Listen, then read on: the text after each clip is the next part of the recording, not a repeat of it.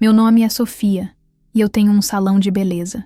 Quer dizer, o salão quase me tinha. Se você já teve um pequeno negócio, você sabe como é. Você se apaixona pelo ofício.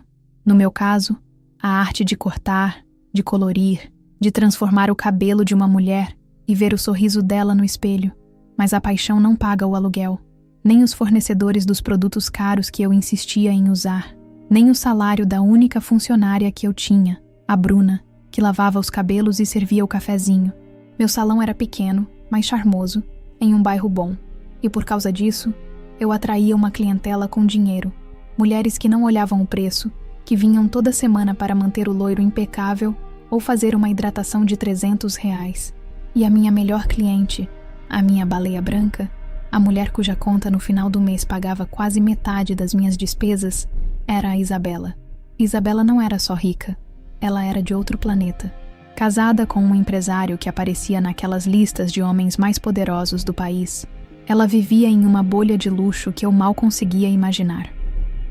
Ela chegava no salão com um motorista, vestindo roupas que pareciam ter saído de um desfile de moda em Paris, e carregando uma bolsa que valia mais do que o meu carro. No começo, a nossa relação era puramente profissional. Ela era educada, distante, mas com o tempo, sentada na minha cadeira por 2, 3 horas toda semana, ela começou a se abrir. Acho que o salão era o único lugar onde ela podia ser, ela mesma, longe dos jantares de negócios, das festas de caridade, dos outros ricos que pareciam estar sempre competindo uns com os outros.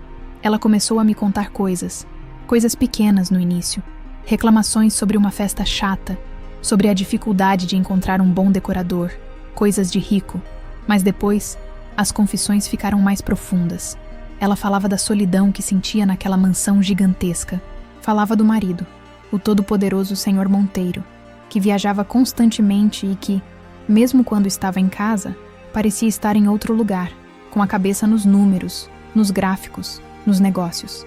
Às vezes, Sofia, eu acho que sou só mais um item na coleção dele, ela me disse uma vez, enquanto eu aplicava a tintura em suas raízes, como os carros na garagem ou os relógios no cofre. Algo para ser mantido, polido, mas não necessariamente amado. Eu ouvia tudo com uma mistura de pena e fascínio. A vida dela, que de fora parecia um conto de fadas, de perto soava como uma prisão dourada. Eu me tornei a terapeuta não oficial dela, a amiga que ela pagava para ouvir. E eu não vou mentir, eu gostava disso. Gostava de me sentir importante, de ser a guardiã dos segredos de uma mulher como a Isabela. Meu salão estava mal das pernas. Um aumento de quase 40% no aluguel tinha me colocado na beira do abismo. Eu já estava pensando em como contar para a Bruna que eu teria que demiti-la. Eu estava desesperada. Foi numa tarde de terça-feira que um homem entrou no meu salão. Ele não era um cliente. Vestia um terno caro, mas discreto, e tinha o ar de quem não sorri com frequência. Ele se apresentou como um consultor de uma empresa de análise de mercado. O nome da empresa era vago, algo como Tendências e Percepções Globais. Ele foi direto ao ponto. "Senhora Sofia", disse ele, "nossa empresa faz pesquisas sobre os hábitos de consumo do público de alta renda. Nós sabemos que a senhora tem uma clientela exclusiva e gostaríamos de propor uma parceria." A parceria era simples. Ele queria que eu produzisse um relatório mensal, anônimo, sobre as conversas que eu ouvia no salão. Quais marcas estavam em alta, quais tratamentos eram mais pedidos, quais destinos de viagem minhas clientes comentavam. Em troca, a empresa dele me pagaria uma taxa de consultoria. O valor que ele me ofereceu fez meu estômago dar um nó. Era mais do que o meu lucro líquido do salão em 6 meses.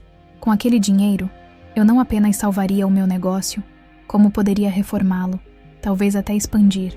Eu hesitei. Parecia antiético. Vender as conversas das minhas clientes. O homem pareceu ler a minha mente. "É tudo completamente anônimo, claro", disse ele, a voz suave. "Nós não queremos nomes. Queremos tendências. É uma pesquisa de mercado. Muitas empresas fazem isso. A senhora estaria nos ajudando a entender o que o seu público deseja."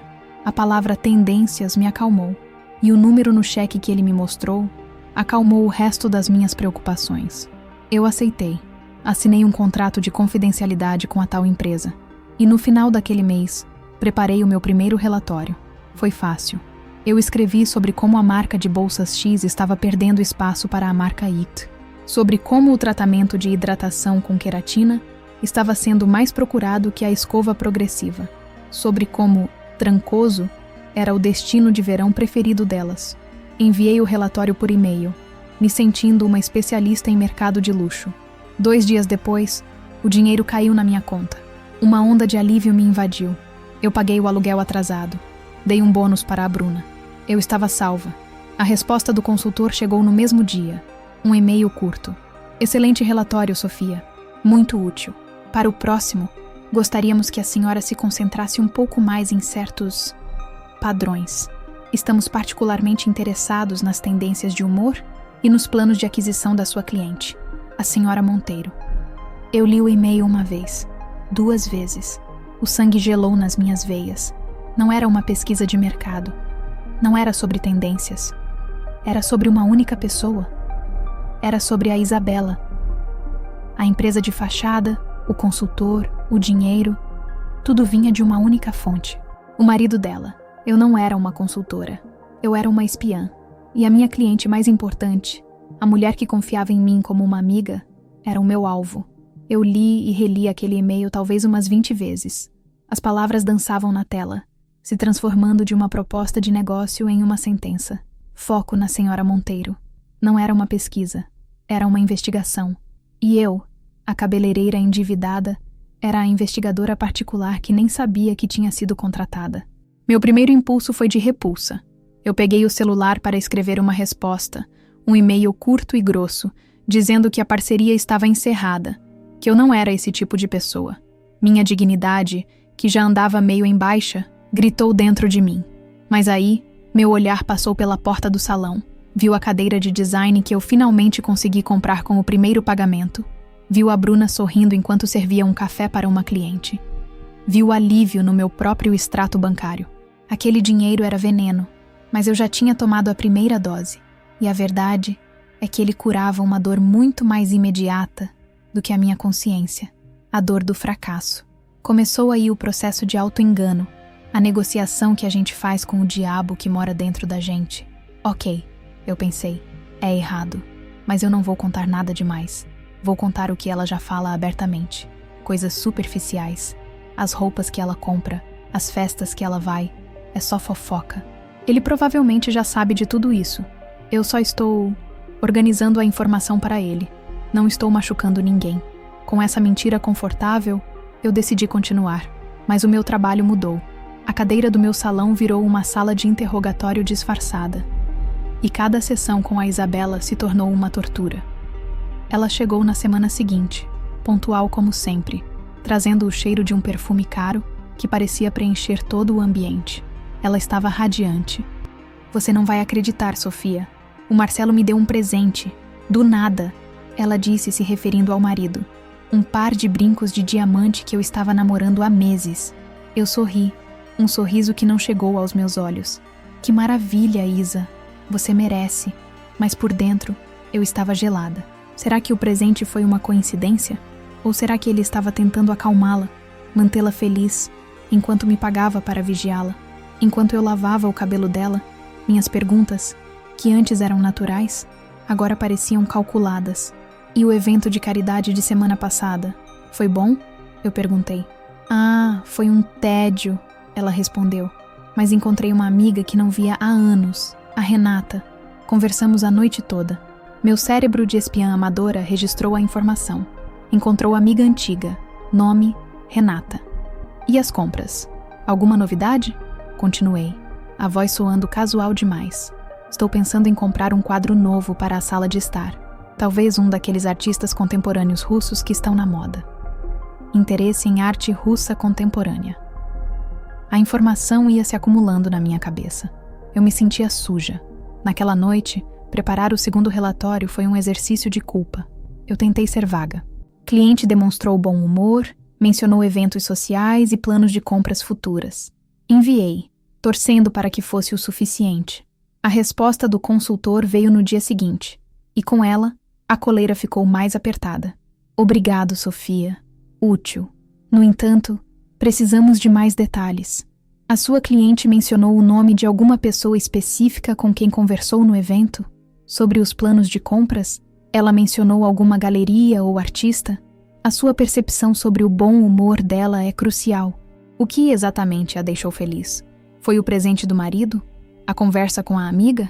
Precisamos entender os gatilhos emocionais. As perguntas eram como bisturis, dissecando a minha traição, me forçando a ir mais fundo. Não bastava mais ser uma espectadora. Eu tinha que ser uma analista, uma psicóloga de aluguel. A pressão aumentou. O dinheiro continuava caindo na minha conta todo mês, uma recompensa silenciosa pela minha obediência. E eu continuei a relatar, cada vez com mais detalhes, cada vez com mais culpa. Eu me tornei uma especialista em Isabela Monteiro. Sabia qual era o seu restaurante favorito, sabia que ela odiava a cor amarela, sabia que ela tinha medo de trovão e que, secretamente, ela achava a irmã do marido uma pessoa insuportável. E a cada segredo que eu passava adiante, eu me sentia mais cúmplice e mais distante da mulher que confiava em mim. Nossas conversas, para mim, perderam a espontaneidade. Viraram coletas de dados. E eu me odiava por isso. O ponto de virada, o momento em que a minha farsa de espiã inofensiva caiu por terra, aconteceu cerca de 3 meses depois. Isabela chegou ao salão diferente. Os olhos estavam inchados. O sorriso forçado não escondia a tristeza. Ela sentou na cadeira, e antes que eu pudesse perguntar qualquer coisa, ela desabou. Eu acho que o Marcelo está me traindo, Sofia, disse ela, a voz embargada. Eu senti um soco no estômago. Eu encontrei um recibo no bolso de um casaco dele. Um recibo de um hotel boutique aqui na cidade, um lugar que eu nunca ouvi falar. E não era uma viagem de negócios. A data era de uma noite em que ele me disse que estaria trabalhando até tarde no escritório. Ela chorou, um choro silencioso, de quem está acostumada a chorar para dentro. E eu, a sua amiga, a sua confidente, a consolei. Abracei seus ombros, disse que deveria haver uma explicação, que homens são distraídos. Menti. Menti descaradamente, enquanto meu cérebro de espiã registrava cada detalhe. Suspeita de infidelidade. Prova. Recibo de hotel. Nome do hotel a ser investigado. Naquela noite, eu enfrentei o meu pior dilema. Contar isso era cruzar uma linha da qual eu jamais poderia voltar. Isso não era fofoca de compras. Era o coração do casamento dela. Era a dor dela. Passei horas na frente do computador, escrevendo e apagando o relatório. Uma parte de mim queria proteger a Isabela, omitir a informação. A outra parte, a parte covarde e endividada, sabia que se eu não contasse algo tão significativo, o consultor poderia desconfiar. Poderia achar que eu estava escondendo coisas, e o fluxo de dinheiro poderia parar. No final, a covardia venceu. Eu escrevi. Suavizei as palavras, claro. Cliente expressou forte angústia e preocupações sobre a fidelidade do marido, citando a descoberta de um documento que a perturbou. Enviei o e-mail, e senti como se tivesse vendido o último pedaço da minha alma. Eu estava no fundo do poço da minha própria traição, mas o pior ainda estava por vir. Eu precisava saber. Eu precisava entender como aquela informação seria usada. A minha culpa exigia uma resposta. Então, eu decidi fazer um teste, uma pequena experiência para ver a rapidez e a forma como a minha informação se transformava em ação do outro lado. Na semana seguinte, Isabela veio ao salão, ainda triste. Durante a nossa conversa, eu, de forma muito casual, inventei um boato. Nossa, Isa, eu disse enquanto secava o cabelo dela. Você viu que abriu uma nova joalheria no Shopping JK? Dizem que eles trouxeram uma coleção exclusiva de safiras da Caxemira. Uma amiga minha foi lá e disse que é a coisa mais linda que ela já viu. Era uma mentira completa. Eu tinha inventado tudo. A joalheria, as safiras, a amiga. Isabela, distraída, apenas concordou com a cabeça. Ah, é, que interessante. Naquela noite, no meu relatório, eu escrevi. Cliente mencionou interesse em uma nova coleção de safiras da Caxemira, disponível em uma joalheria recém-inaugurada. Eu esperei. 2 dias depois, Isabela me mandou uma mensagem de áudio no WhatsApp. A voz dela estava diferente, feliz, excitada. Sofia, você não vai acreditar, você é uma bruxa. O Marcelo chegou em casa hoje com uma caixa, e dentro, um colar de safiras da Caxemira. Ele disse que um amigo comentou com ele sobre essa nova coleção, e ele se lembrou que eu adoro safiras, e resolveu me fazer uma surpresa. Não é o homem mais atencioso do mundo? Eu ouvi o áudio, sentada no meu salão vazio, e um frio percorreu a minha espinha. Um frio que não tinha nada a ver com a temperatura. Ele não era atencioso. Ele era um manipulador, um titereiro. A informação que eu dei não foi usada para vigiá-la. Foi usada para controlá-la, para se antecipar aos seus desejos, mesmo os que ela não tinha, para mantê-la em um estado de gratidão e dependência, para fazê-la duvidar das próprias suspeitas. Como posso desconfiar de um homem que adivinha os meus pensamentos? Eu não era uma espiã passiva. Eu era uma roteirista.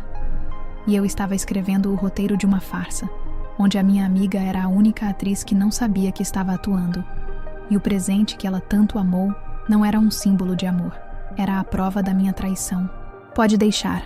O jogo mudou. A nossa cabeleireira, Sofia, percebeu que não é só uma peça no tabuleiro. É a mão que move as peças da rainha. A culpa e o medo agora vão dar lugar a algo muito mais perigoso. Um plano. Nesta terceira parte, vamos acompanhar a transformação dela. De espiã culpada a uma agente dupla, jogando o jogo de manipulação contra o próprio mestre.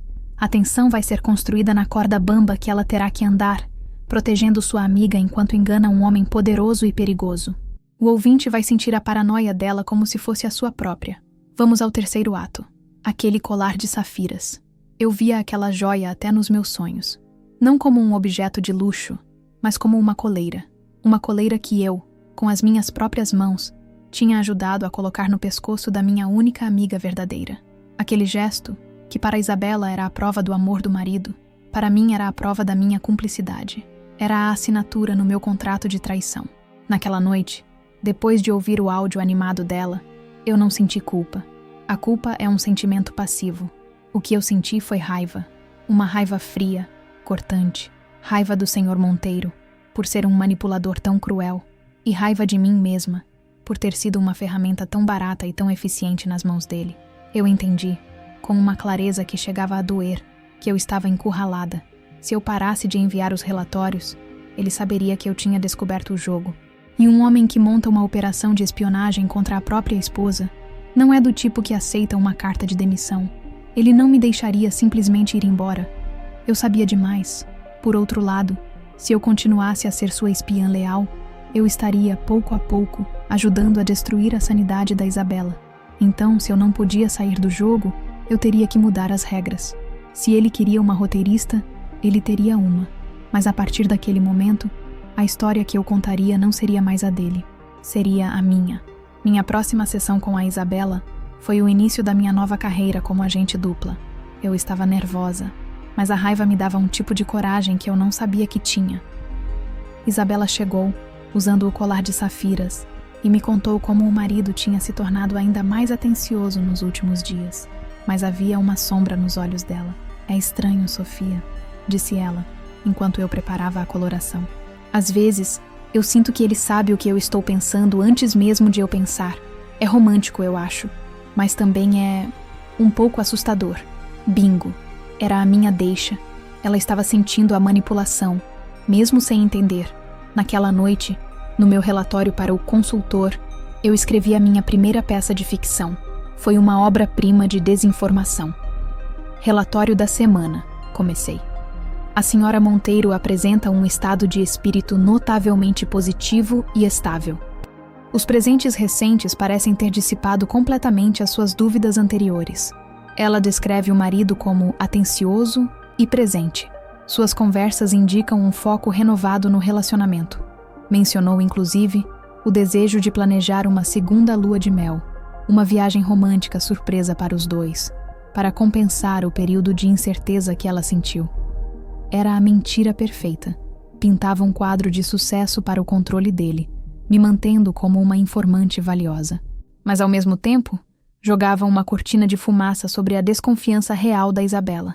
Eu estava construindo uma narrativa falsa, uma Isabela de Schrödinger, que só existia nos e-mails que eu enviava. O consultor engoliu a isca. A resposta foi curta e satisfeita. Excelente, Sofia. Continue monitorando essa tendência positiva. Eu me senti poderosa e aterrorizada. Eu tinha entrado em um jogo perigoso, um jogo de xadrez onde um movimento em falso poderia me custar tudo. Minha vida dupla começou. Durante o dia, no salão, Eu era a amiga e confidente da Isabela, ouvindo suas angústias reais. E à noite, no meu apartamento, eu me tornava uma romancista, criando uma versão feliz e dócil dela para os relatórios do marido. Comecei a plantar sementes. Se Isabela dizia que se sentia entediada, eu sugeria um hobby. Isa, por que você não faz aulas de cerâmica? Ou de equitação? Algo só para você. Se ela demonstrava o mínimo interesse, aquilo virava o tema central do meu relatório. Cliente busca novos hobbies para desenvolvimento pessoal. Demonstra grande entusiasmo por aulas de equitação, um sinal de independência e bem-estar. Eu estava criando uma vida paralela para ela. Uma vida de mentiras inofensivas que mantinham o monstro satisfeito e longe dos segredos que realmente importavam. Mas viver assim tem um preço. A paranoia começou a se instalar em mim. Eu passei a ver ameaças em todos os lugares. Cada cliente nova que entrava no salão era uma espiã em potencial, enviada por Monteiro para me testar? O meu telefone estava grampeado? O meu salão tinha microfones escondidos? Eu comecei a limpar o salão de forma obsessiva no final de cada dia, procurando por fios soltos, por objetos fora do lugar. Passei a conversar com a Bruna, minha funcionária, em sussurros sobre assuntos banais. Ela deve ter achado que eu estava enlouquecendo. E talvez eu estivesse. O dinheiro que caía na minha conta todo mês não me trazia mais alívio. Parecia dinheiro sujo de sangue, o pagamento pela minha sanidade. O jogo se tornou ainda mais perigoso quando a própria Isabela, talvez sentindo inconscientemente que eu era uma aliada, começou a me confiar segredos ainda mais profundos. Segredos que não eram sobre sentimentos, mas sobre ações. Ela chegou para a sua sessão de sábado parecendo diferente. Não era a tristeza de antes. Era uma calma fria, uma determinação que eu nunca tinha visto nela. Ela esperou a Bruna sair para o almoço. E então, com a voz baixa, quase um sussurro, ela disse: Sofia, eu preciso te contar uma coisa. E preciso que você jure que isso não vai sair daqui. Eu senti um calafrio. Jurei. Eu vou embora, Sofia, disse ela. Eu vou deixar o Marcelo. Eu prendi a respiração. Era o que eu, secretamente, torcia para acontecer. Mas ouvir as palavras em voz alta foi um choque. Eu não aguento mais viver essa farsa, continuou ela. Essa vida de aparências. Mas eu não posso simplesmente sair. Ele me controla. Ele controla o dinheiro. Ele me destruiria. Então como? Perguntei, a minha voz falhando. Ela se inclinou para mais perto. O cheiro do seu perfume caro misturado com o cheiro do medo. Eu tenho uma conta secreta na Suíça. Ele não sabe que existe. É o meu fundo de fuga. Meu pai me ajudou a abrir antes de eu casar como uma garantia. Eu venho colocando dinheiro nela há anos. Pequenas quantias, presentes, heranças. É o suficiente. O suficiente para eu desaparecer e começar uma vida nova. Em outro país. Longe dele. Era a bomba atômica. A informação que, se chegasse aos ouvidos do marido dela, acabaria com tudo. Com os planos dela, com a liberdade dela, com a vida dela. Ela me contou o seu plano. Ela iria na semana seguinte, sob o pretexto de visitar uma galeria de arte em Zurique, mas de lá, ela pegaria outro voo e desapareceria. Você é a única pessoa no mundo que sabe disso, Sofia, disse ela segurando a minha mão. A mão dela estava gelada, a única em quem eu confio. As palavras dela foram como uma faca no meu peito, a única em quem ela confiava. E essa pessoa era uma traidora, uma espiã paga. Naquela noite, eu não consegui dormir. Eu andava de um lado para o outro no meu apartamento. A informação queimava na minha mente. Eu tinha o futuro da Isabela nas minhas mãos. Se eu contasse, eu a entregaria para o lobo. Eu a condenaria a viver para sempre naquela prisão dourada. Mas se eu não contasse, se Monteiro descobrisse o plano dela por outros meios, e depois descobrisse que eu sabia de tudo e não disse nada, o que ele faria comigo? O medo do desconhecido, da retaliação de um homem tão poderoso, era paralisante. Eu me sentei na frente do computador. A tela em branco do e-mail para o consultor parecia um abismo. O cursor piscava, como um coração ansioso. E então, como se o diabo estivesse lendo os meus pensamentos, uma nova notificação de e-mail apareceu. Era dele, do consultor. O assunto era urgente. Meu coração parou. Abri o e-mail. Sofia, dizia o texto. O senhor Monteiro sente que a esposa está mais distante do que nunca nas últimas semanas. Ele está preocupado. Ele precisa de algo concreto. algo significativo para entender o que se passa na cabeça dela. Estamos dobrando a sua taxa de consultoria este mês como um bônus de incentivo. Mas precisamos de um relatório completo e honesto. Agora. Eu olhei para a tela, para o e-mail com a oferta e a ameaça velada, e para o meu rascunho em branco. O cursor continuava piscando, esperando pela minha decisão, pela minha traição final, ou pelo meu ato de coragem mais perigoso. A tela do computador piscava. O cursor era uma ferida aberta, esperando que eu a preenchesse com veneno ou com um antídoto. De um lado, o dinheiro, a segurança do meu salão, a minha própria pele. Do outro, a liberdade e a vida de uma mulher que, apesar de tudo, eu considerava uma amiga. Pela primeira vez em meses, a escolha não era difícil. A raiva que eu senti com a história das safiras tinha se transformado em uma resolução fria. O Sr. Monteiro queria um relatório significativo? Ele teria um. Eu não ia apenas proteger a Isabela. Eu ia usar as ferramentas dele contra ele mesmo. Eu ia dar a ele a história que ele queria ouvir, para que a história que realmente importava pudesse acontecer debaixo do seu nariz. Respirei fundo e comecei a digitar. Foi a melhor peça de ficção que já escrevi na vida. Assunto: relatório urgente. Atividade significativa detectada. No corpo do e-mail, eu construí a minha obra-prima de engano. Conforme solicitado, escrevi: aprofundei a minha apuração. A instabilidade emocional da Sra. Monteiro atingiu um ponto crítico. Ela revelou ter acesso a uma conta bancária secreta, um fundo de emergência que ela mantém sem o conhecimento do marido. Ela está se sentindo negligenciada e planeja um ato de vingança de consumo durante sua viagem a Zurique. Minha fonte indica que ela usará uma quantia substancial para adquirir uma joia em um leilão privado e exclusivo. A peça é um diamante raro, conhecido como a Lágrima de Zurique. Parece ser um ato impulsivo, para reafirmar o seu valor e poder de compra. Ela está agindo por despeito, não por lógica.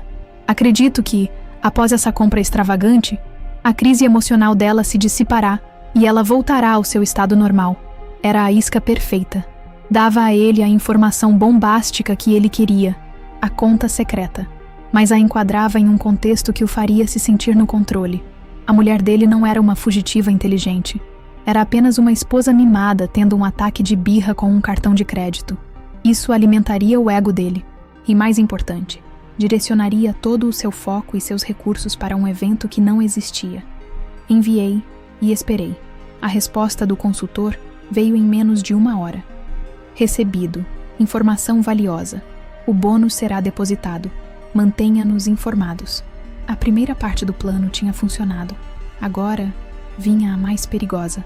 No dia seguinte, liguei para a Isabela em seu número pessoal, algo que eu raramente fazia.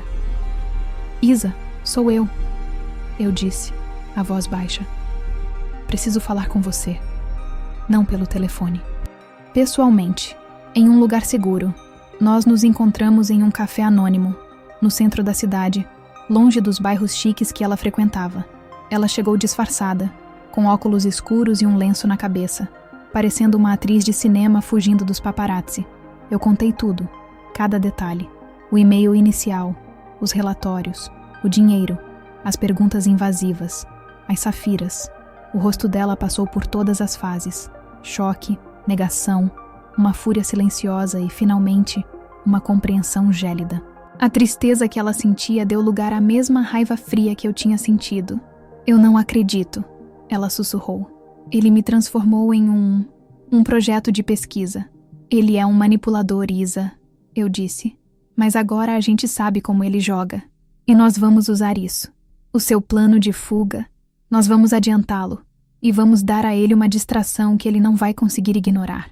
Eu expliquei a ela a história que eu tinha inventado sobre o leilão do diamante. Os olhos dela se arregalaram.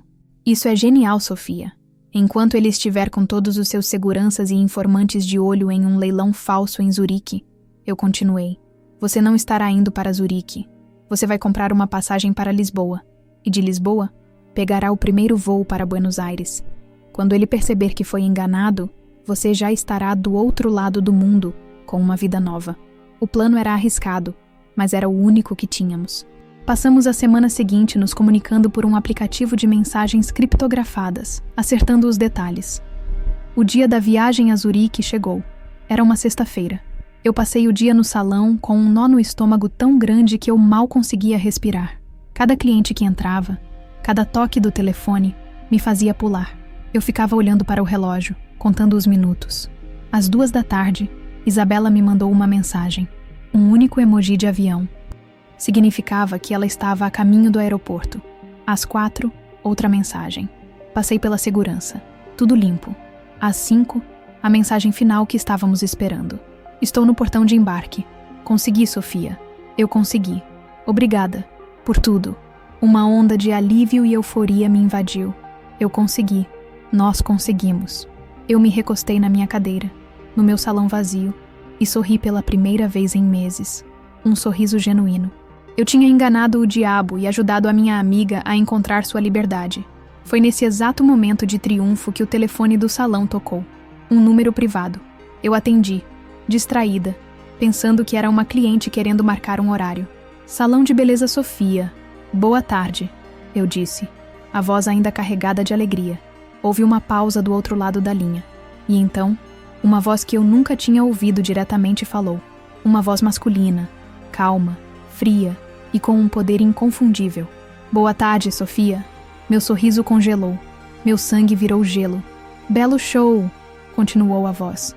Uma performance digna de um prêmio. O diamante, a lágrima de Zurique. Devo admitir, foi um toque de gênio. Era ele, Senhor Monteiro.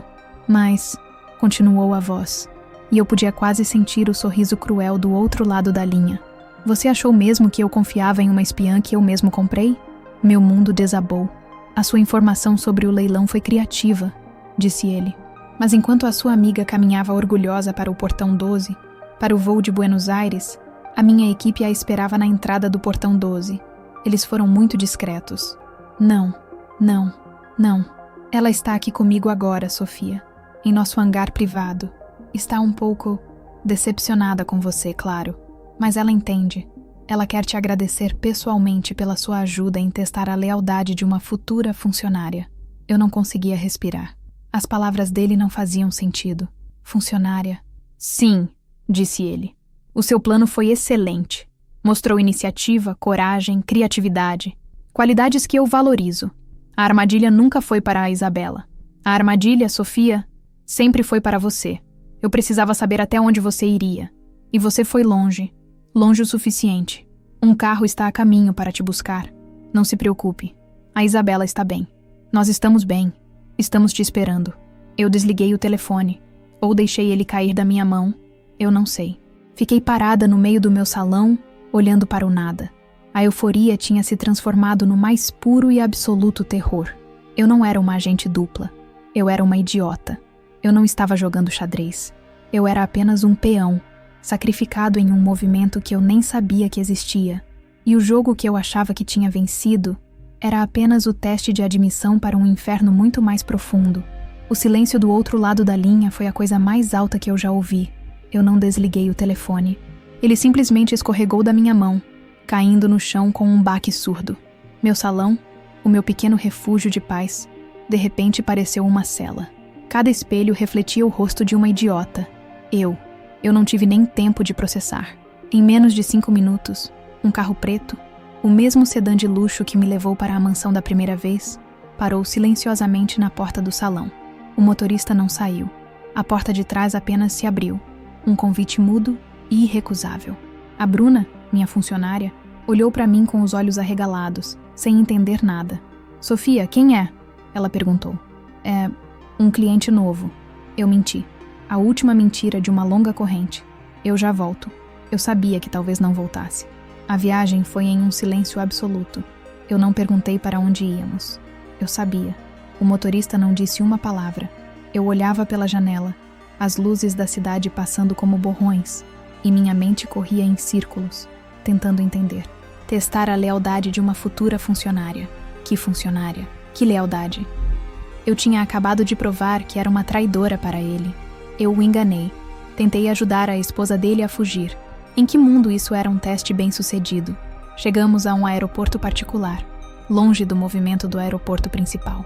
O carro passou por portões de segurança e parou em frente a um hangar imenso, branco e tão limpo que parecia um laboratório. a porta do hangar se abriu. Lá dentro, um jato particular reluzia sob as luzes, e ao lado do avião havia uma pequena mesa de bistrô com 2 cadeiras. Sentados à mesa, como se estivessem esperando um café em Paris, estavam Isabela e o Sr. Monteiro. A cena era surreal. Não havia guardas apontando armas. Não havia gritos. Isabela não estava chorando nem parecia assustada. Ela me olhou com uma expressão que não era de raiva nem de decepção. Era de avaliação, de análise. O Sr. Monteiro, um homem de aparência distinta, com cabelos grisalhos e olhos frios como gelo, apenas fez um gesto com a cabeça, me convidando a me aproximar. Eu caminhei até eles, minhas pernas tremendo. Cada passo no chão de concreto polido ecoava no silêncio do hangar. "Champanhe?" perguntou Monteiro, a voz calma e controlada que eu tinha ouvido no telefone. Ele apontou para uma terceira taça, vazia sobre a mesa.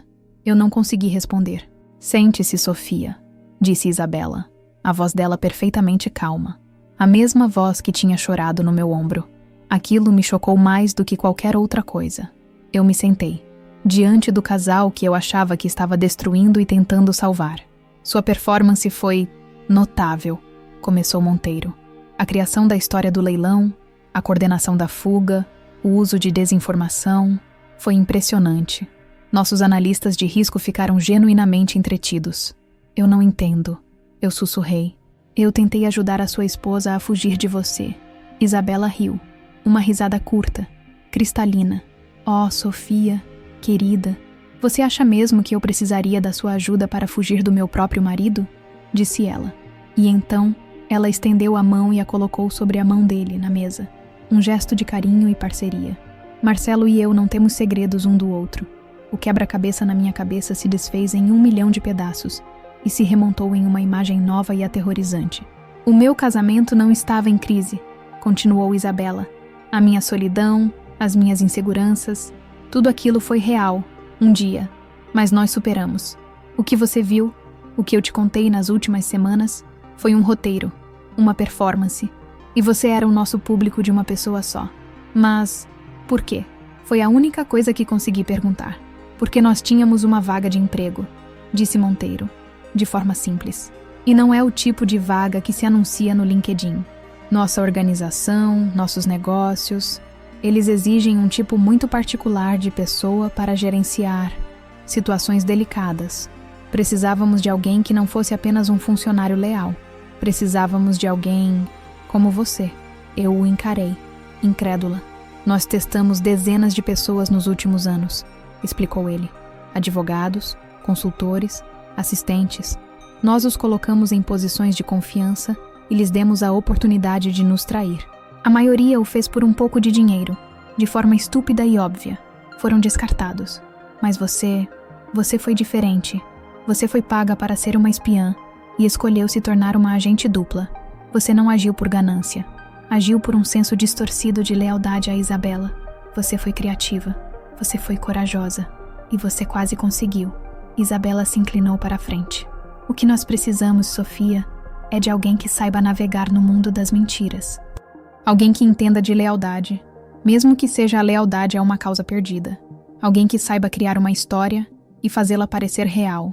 Alguém que, quando encurralada, não desmorona, mas planeja. Nós não estávamos testando se você era uma boa espiã. Estávamos testando se você era uma boa estrategista. A oferta não foi feita com palavras. Estava implícita no ar, no champanhe, no jato particular ao fundo. A vaga de emprego. Juntar-se a eles. Entrar para o lado de dentro do teatro. "Você tem 2 opções, claro", disse Monteiro, como se estivesse me oferecendo um café ou um chá. "Você pode recusar. Nós lhe daremos um pagamento final que resolverá todos os seus problemas financeiros para o resto da sua vida. Você assinará um último contrato, um que a fará esquecer até o nome do nosso cachorro, e voltará para a sua vida, para o seu salão. Fim da história." Ele fez uma pausa, me encarando com aqueles olhos de tubarão. "Ou você pode aceitar. Aceitar o seu verdadeiro talento. O cargo é seu. As responsabilidades são complexas, mas as recompensas são ilimitadas. Você não teria mais um salão. Teria o mundo."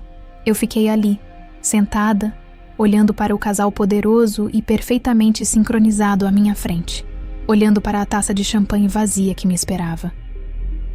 Eu tinha entrado naquele jogo pensando que era sobre salvar meu negócio, depois sobre salvar minha amiga.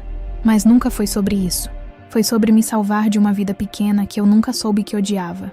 Naquele hangar, eu entendi que eles não estavam me oferecendo um emprego, estavam me oferecendo um espelho. E pela primeira vez, eu tive que encarar a mulher que eu via refletida nele. A cabeleireira que sonhava em pagar o aluguel? Ou a estrategista que enganou um bilionário e quase conseguiu? Eles não me perguntaram se eu aceitava o trabalho. A pergunta silenciosa no ar era outra. Era: e agora, Sofia? Qual de vocês duas vai entrar neste avião?